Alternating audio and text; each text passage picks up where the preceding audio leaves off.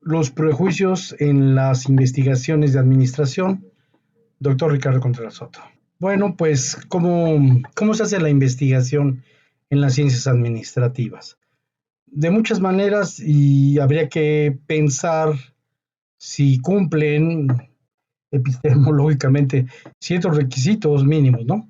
Por ejemplo, se buscan desde casos de los paradigmas dominantes. Ya se van directamente a partir de un caso que tiene que ver con un paradigma dominante, con la calidad, con con alguno de los temas principales que se den. O se reanaliza los datos de INEGI y esto no implica que realmente conozcan los investigadores una organización, aunque se hablen de miles de ellas, ¿no?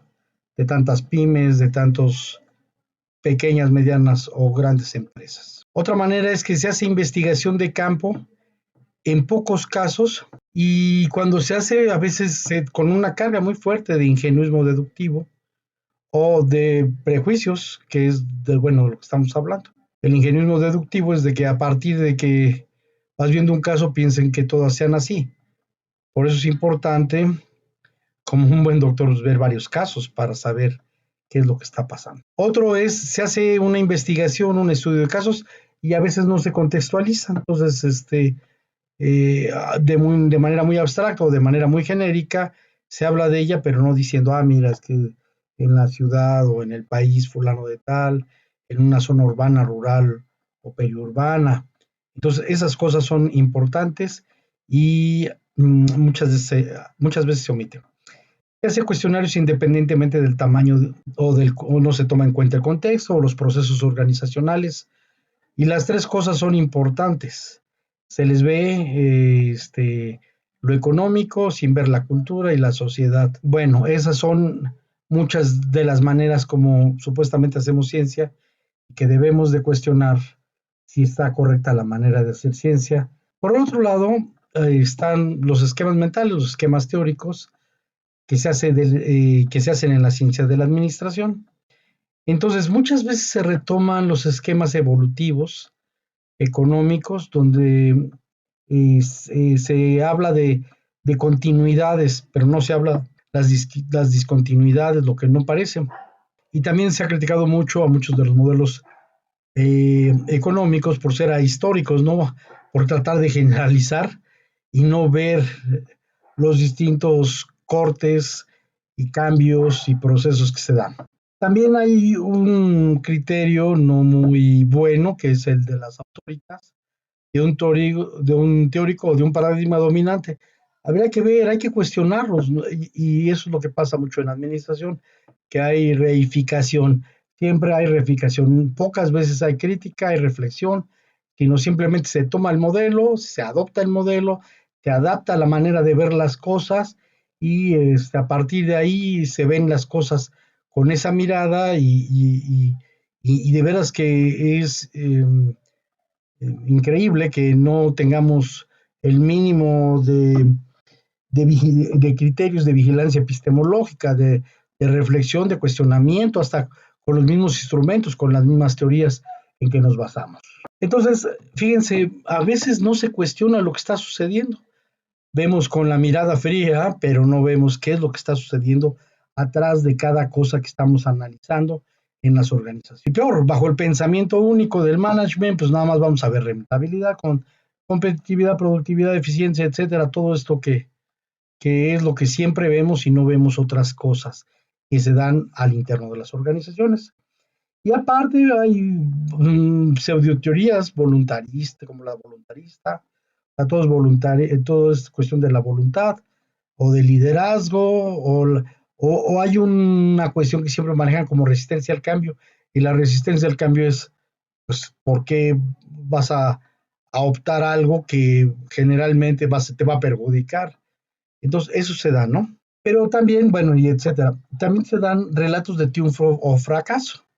Esto es muy dado en las disque teorías administrativas, ¿no? Y no nos damos cuenta que atrás de todo eso, pues hay ideología. Ya Thomas Piketty nos señala que sí es importante analizar el discurso ideológico en los sistemas de propiedad y en los sistemas sociales, que es importante también considerar incluso estos discursos empresariales con niveles fuertes de ideología. Entonces, fíjense bien, ¿qué es lo que se ve cuando traes todo un chip y un grupo de acervos en tu manera de pensar, ¿no? Sobre todo estas ideas de lo exitoso y no te das cuenta de qué es lo que está sucediendo realmente, ¿no?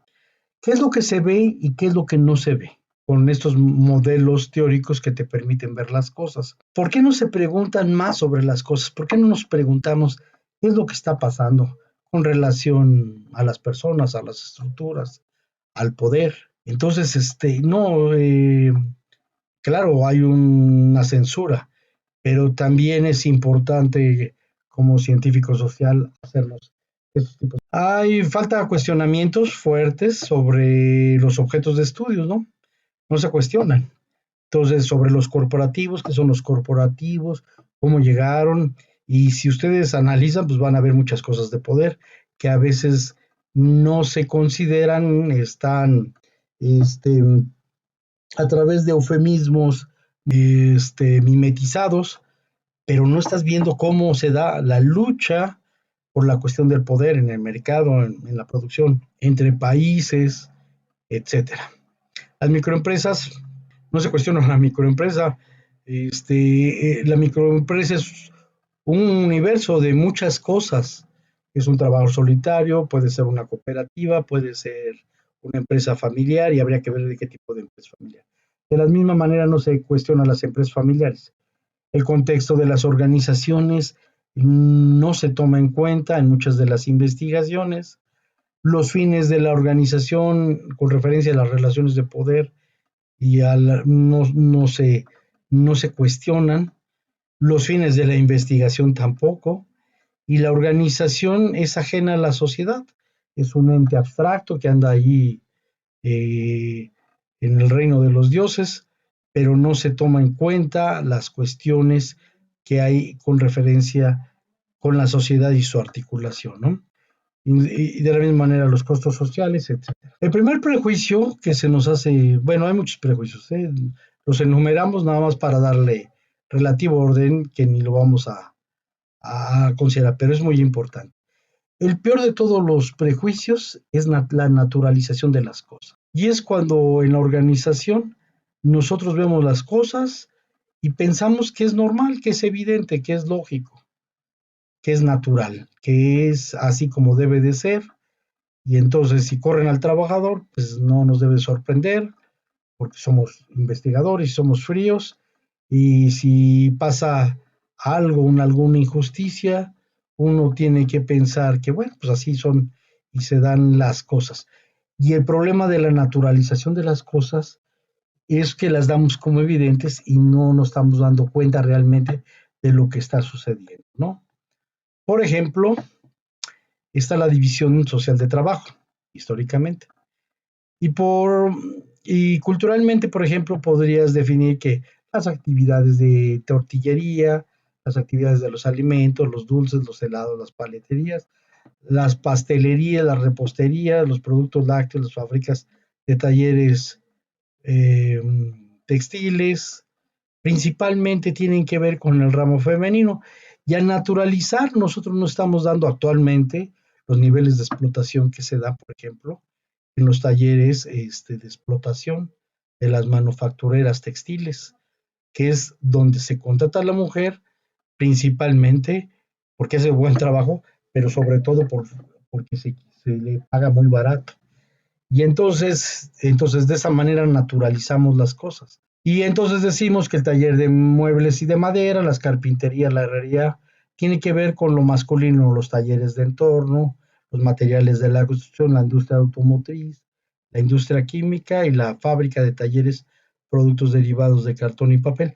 Sí, entonces que están más, unos más orientados, unos son más equilibrados, puede ser masculino o femenino, pero no es que atrás también hay otro contexto de explotación que no estamos tomando en cuenta y que a veces queremos adjudicarle por ciertas pautas culturales a la división de trabajo, social de trabajo, pero no estamos viendo las explotaciones que se están utilizando. Bueno, el segundo prejuicio, que es de los más fuertes, es tanto el primero, que es naturalizar las cosas, como el segundo, es ignorar los procesos sociales y las estructuras sociales. Bourdieu, pues es un científico muy conocido por muchos de ustedes y hace un señalamiento en su libro de estructuras sociales de la economía, donde dice, la ciencia que llamamos economía, perdón, descansa en una abstracción originaria. Consiste en disociar una categoría particular de prácticas o una dimensión particular de cualquier práctica del orden social en que está inmersa toda práctica humana. Y efectivamente, cuando tú ves oferta, demanda, todo, ves la fenomenología, pero no estás viendo las cosas que están pasando estructuralmente y relacionalmente dentro de esa estructura. Entonces, esa ausencia, sobre todo con la economía neoclásica, con la teoría economista evolutiva y con muchas de esas, no estás viendo los procesos sociales, no estás viendo las estructuras, estás viendo a los individuos y también a los grupos que no vienen en este esquema. Hay que ver la acción social, las organizaciones, los estilos, hay que ver las instituciones, hay que ver la cultura, el sentido compartido, hay que ver muchas cosas y que es importante que se requiera y que se retomen. Bueno, el tercer prejuicio, que es otro de los muy comunes que se dan en las áreas administrativas, con referencia al objeto de estudio, es que la micro va a cambiar y va a ser pequeña empresa. Y cuando crezca, la pequeña empresa va a ser mediana. Y cuando pase de mediana a grande, pues entonces este crecimiento gradualista que se va dando comete graves errores muy fuertes de interpretación, de comprensión de lo que realmente está sucediendo en lo que llamamos, por ejemplo, con las microempresas, ¿no? Y esto lo hacen a partir de criterios de dinero, personal, maquinaria, en algunos casos del consumo local, a la exportación, ¿no? De las transiciones que se hace de otros criterios, otros tantos, pero no se pone a pensar qué es lo que está pasando realmente en México. Y entonces todos los relatos tienen que pasar, digo, todas las verdades tienen que pasar de micro a pequeñas, de pequeñas a medianas, de medianas a grandes, todas las organizaciones. Y esa es la manera que pensamos evolutivamente este, a la organización y pensamos que todas deben de aspirar a ser grandes. Es el todo más desarrollado desde esta perspectiva evolutiva. Si paralelo a este prejuicio, encontramos que no se dan cuenta, por ejemplo, que hay una economía popular y que se da bajo otra lógica, por ejemplo, algunos talleres, algunos microempresas, y la lógica es de sobrevivir. Por un lado, hay quien dice, y hay otros que hablan de dignificar. Estos dos términos los ponemos entre comillas, cierto, o sea, esto va a ayudar para que las personas de bajos ingresos permitan sobrevivir de manera digna en la sociedad. Y por eso tiene otra lógica muy distinta a la de la economía de la acumulación capitalista en sus distintas formas, ¿no? Porque no solamente es la apropiación de la plusvalía, sino también la parte especulativa y otras formas que tienen que ver con sus maneras de acumular la riqueza y el poder. Entonces, la lógica es incrementar la ganancia. Y mira que ellos incrementan la ganancia, incrementan el poder. Pero acá no es así. Entonces, la economía popular tiene otra lógica de que puedan ayudar, puedan servir, puedan mejorar, puedan complementar. En ningún caso está pensado para ser la gran empresa tortillera o la gran empresa panadera. No, tiene que ver con otras cosas. Y lo digo por la siguiente cuestión, que en los documentos de INEGI, en el documento de NAPROCE del 2018, nos señala, fíjense bien, o sea, este esquema. Dice, la distribución del número de microempresas según su opinión sobre el crecimiento de su negocio y su razón principal por la que no desean que estos crezca en el 2018, Fíjense bien, los que no desean que crecer es una por temor a la seguridad. La mayoría de estos casos, casi la mitad, está satisfecho con la empresa. O sea, es necesario que la empresa se dedique a ultraexplotar y a producir a gran escala. No, puede ser una empresa que genere satisfacción en una región y cumplió y está bien. Y esta medida del incremento, eh, la maximización de las cosas y todo, es producto y vicio del management. O sea, no es necesario ni destruir la naturaleza ni desgarrar las investiduras en esta compulsión de estar creciendo, creciendo, creciendo como empresa. No, la, es más pertinente decir, y no es mediocridad, como muchos creen que estar satisfecho con su empresa, ¿no? Ya salió para la comida, ya logramos hacer esto y todo lo demás. Y bueno, pues por temor a la inseguridad, pues bueno, aquí hay un gran problema, efectivamente, la inseguridad por las complicaciones administrativas y que luego tienes que andar pagando impuestos y cosas esas por los trámites costosos, pero la mayoría está satisfecho con su empresa y no tiene por qué no estar satisfecho la gente que trabaja, la gente de trabajo que esté satisfechos del taller, de la bodega, de la panadería, de la tortillería con su empresa. Pero estas son de las cuestiones que sesgan y que quieren hacer esquemas mentales donde forzosamente se deba de pensar en lo más grande es lo mejor y lo que genera más dinero es lo que se desea. No, no es así. Bueno, otro quinto prejuicio. Muchas de las microempresas son familiares. Entonces, a veces se habla de un esquema como de la divina familia, de la Sagrada Familia, ¿no? Si la empresa familiar como un esquema de la Sagrada Familia, el padre, la madre, el padre trabajador, la madre abnegada. Y esas son representaciones, y claro, son representaciones más religiosas. Y en nuestra vida cotidiana no son así, son de distintas maneras, ¿no?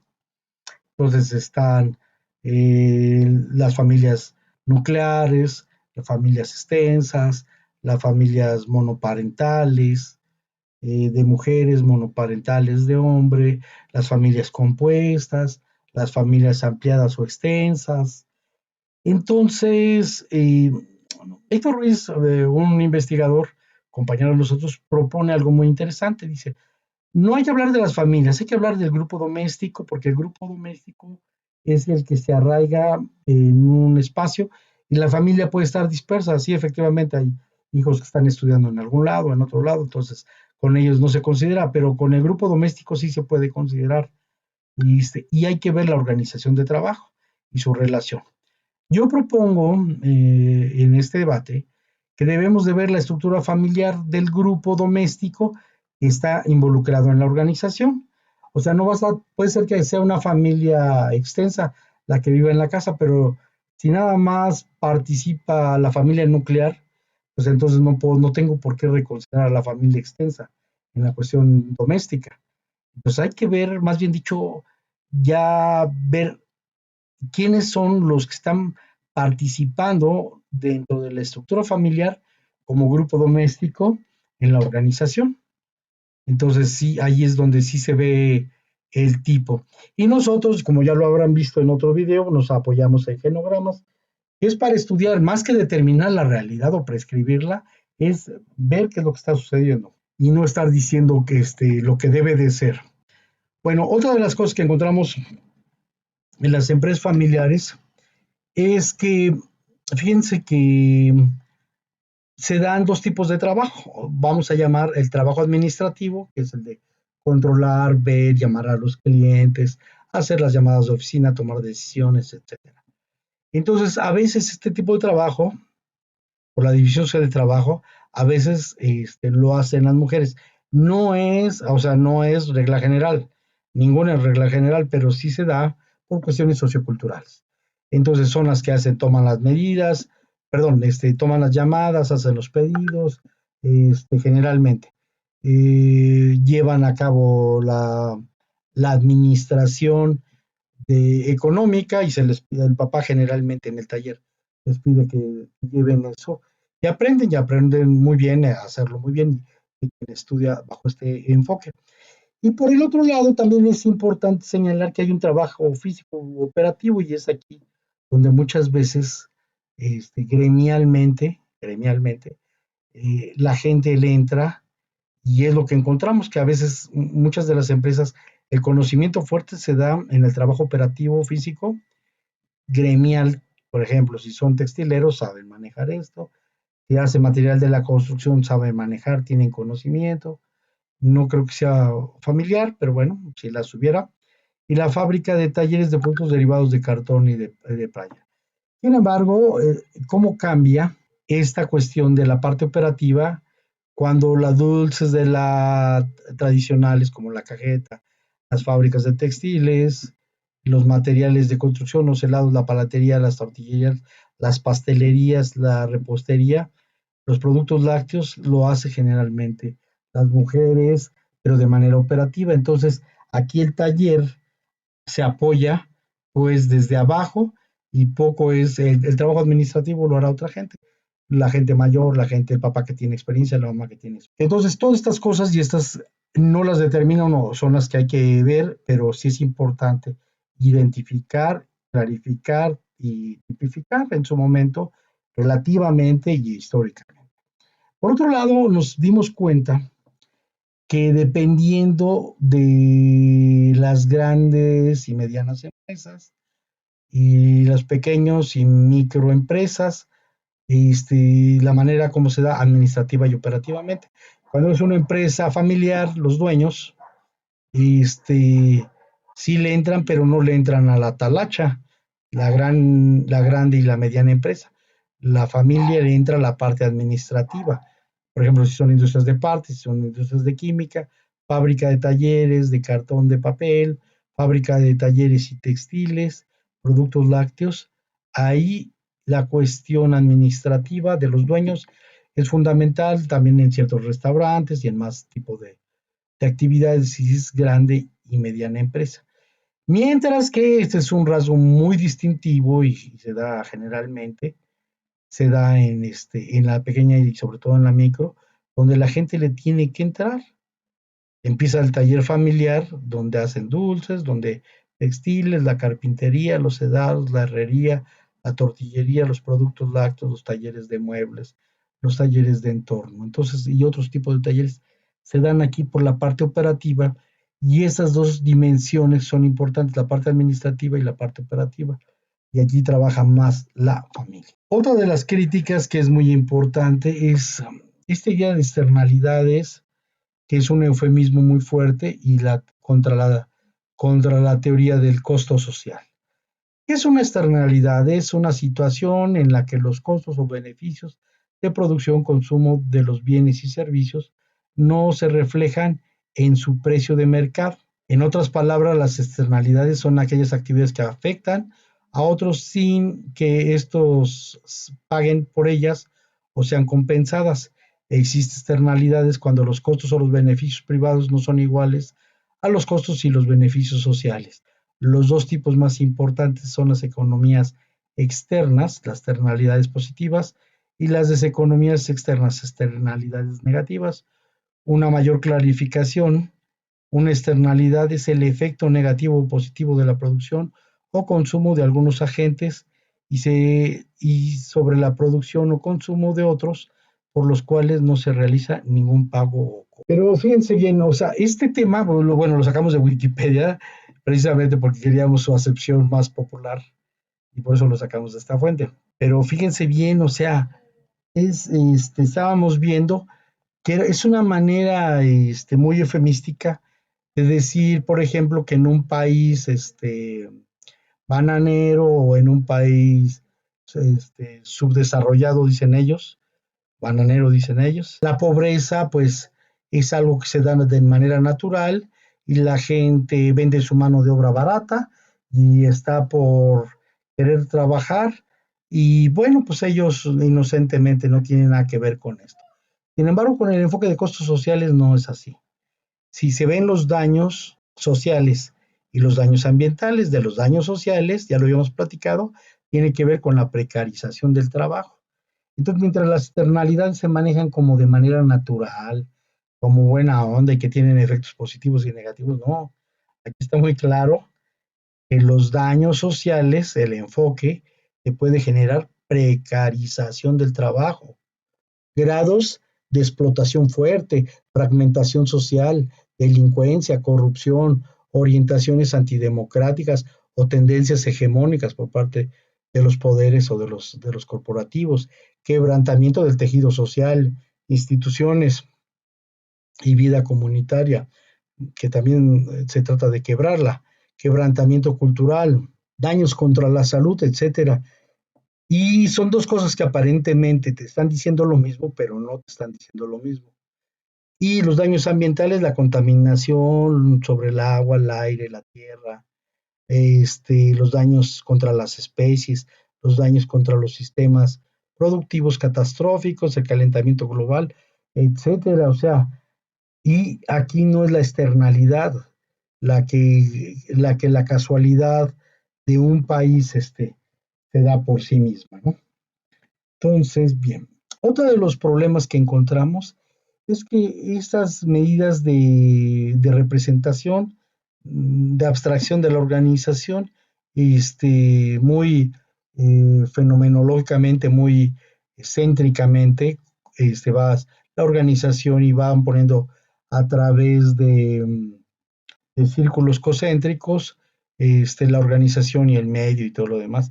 Y es una mala representación, en verdad.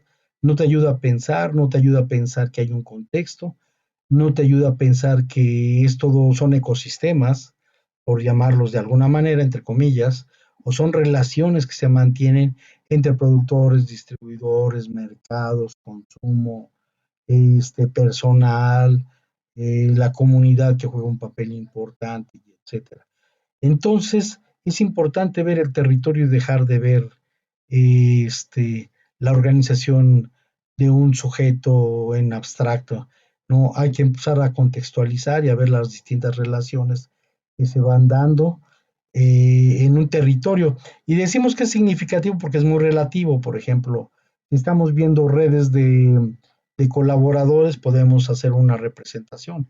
Si estamos hablando de redes de proveedores, pues hacemos una representación. Y no es necesario, en algunos casos, tocar, por ejemplo, los niños de un kinder u otro dato que no es muy relevante. Por eso decimos, es importante tener una idea de territorio como una situación del contexto, como un espacio físico y todas esas cuestiones para poder ubicar la problemática, la región, la población, si es urbana, si es rural, si es periurbana, y todo eso que ya hemos señalado. Entonces, este es un gran problema de no el nivel de abstracción de la organización sin considerar este territorio que es fundamental para entender muchas cosas y dejar de pensar nada más en la teoría de la acción racional y estas cosas que son burdas y que no ayudan mucho a los. Por otro lado está algo que a veces lo damos por hecho muchas cosas, ¿eh? O sea, con el pensamiento administrativo, ¿no?